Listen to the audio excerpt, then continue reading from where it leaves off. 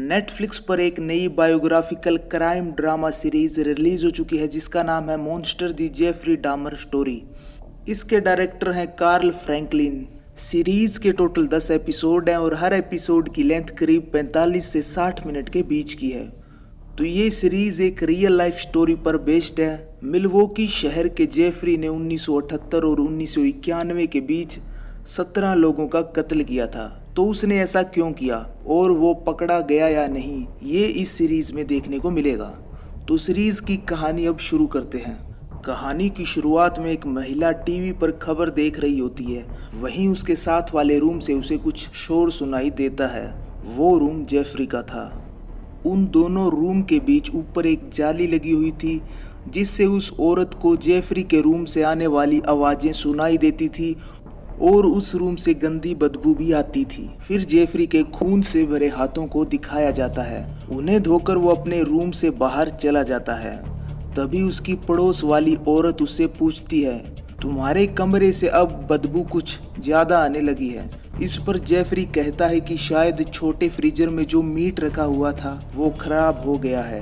तो महिला कहती है, यही तुमने पिछली बार भी कहा था। इस पर जेफरी जवाब देता है कि मेरी मछली एक ईक नाम की बीमारी से मर गई है जिसकी वजह से ये बदबू आ रही है। फिर जेफरी वहां से क्लब में चला जाता है तो रास्ते में कई गुमशुदा लोगों के पोस्टर दिखाई पड़ते हैं। जेफरी खुद एक होमोसेक्सुअल है और क्लब में जेफरी को 3 आदमी एरोन, डॉन और ट्रेसी मिलते हैं जिन्हें वो फ्री में दारू पिलाता है। उनमें से एक बोलता है कि तुमने हमें पहले भी फ्री में दारू पिलाई थी। कुछ देर बातें करने के बाद जेफरी उनसे कहता है, मैं एक फोटोग्राफर हूँ, अगर तुम मेरे लिए न्यूड फोटो शूट करोगे तो मैं तुम्हें $50 दूंगा। उन तीनों में से ट्रेसी इसके लिए हाँ भर देता है।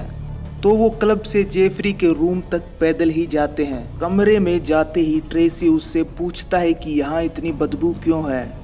तो जेफरी कहता है कि मेरे घर वालों ने बहुत सारा मीट भेज दिया था लेकिन मैं फ्रीजर ऑन करना भूल गया। यह बताने के साथ वो गेट पर 3 लॉक लगा देता है। फिर वो ट्रेसी को पीने के लिए कुछ देता है जिसमें कुछ नशीली दवाई मिलाई हुई होती है। फिर ट्रेसी उसे कहता है कि मुझे बाहर जाना है ताकि मैं ताज़ी हवा ले सकूं।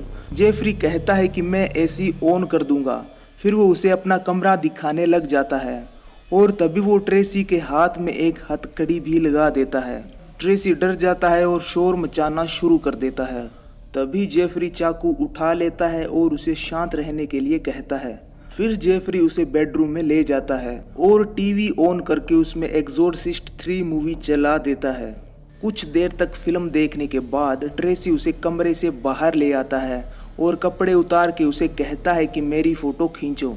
ट्रेसी चाकू की तरफ आगे बढ़ता है। तभी जेफरी बेडरूम से जल्द ही कैमरा लेकर बाहर आ जाता है और फिर उसकी कुछ फोटोज खींचने लग जाता है। ये सब करने के थोड़ी देर बाद वो दोनों वापस बेडरूम में जाकर उसी फिल्म को देखने लग जाते हैं। तभी जेफरी ट्रेसी से कहता है कि मुझे तुम्हारे दिल की धड़कन सुननी है क्योंकि मैं इसे खाने वाला हूँ। वो उसकी छाती पर अपने कान लगा लेता है और ट्रेसी उसके बालों में हाथ फेरते फेरते उसकी आंख अंगूठे से दबा देता है और भागने लग जाता है।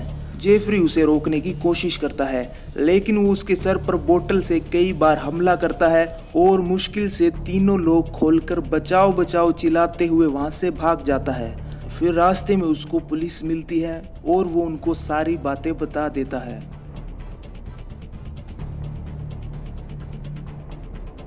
तो पुलिस ट्रेसी के साथ जेफरी के घर पर आ जाती है। वो उससे कहते हैं कि तुमने इसको हथकड़ी क्यों लगाई है। तो जेफरी जवाब देता है कि हम दोनों होमोसेक्सुअल हैं और मज़े के लिए हम दोनों चोर पुलिस का गेम खेल रहे थे। तो पुलिस कहती है कि इस हथकड़ी की चाबी लेकर आओ और वो जेफरी के रूम में भी चले जाते हैं। फिर जेफरी कहता है कि इसकी चाबी मेरे बेडरूम में है।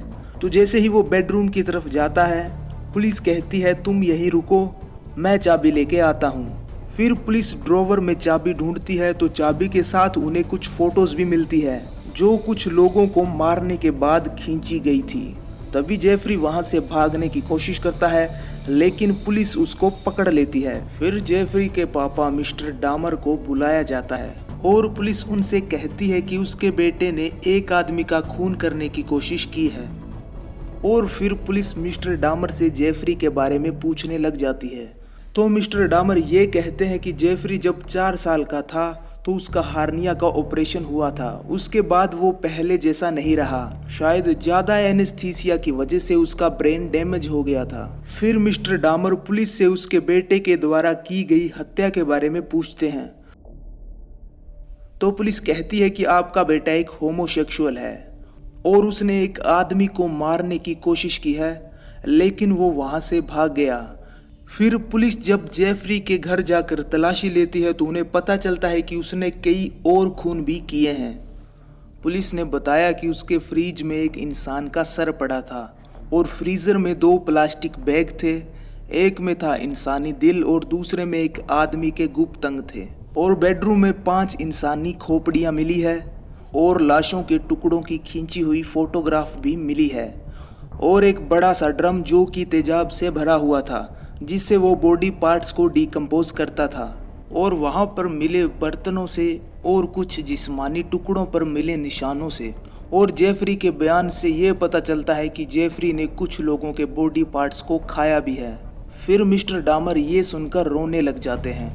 जेफरी जहाँ रहता है, पुलिस उस बिल्डिंग को खाली करवाना शुरू कर देती है। तभी जेफरी की पड़ोसी उनसे पूछती है ऐसा क्यों। तो पुलिस कहती है कि वो पूरी बिल्डिंग एक क्राइम सीन है और वहाँ पर कई ऐसे जहरीले केमिकल हैं जो लोगों को नुकसान पहुँचा सकते हैं।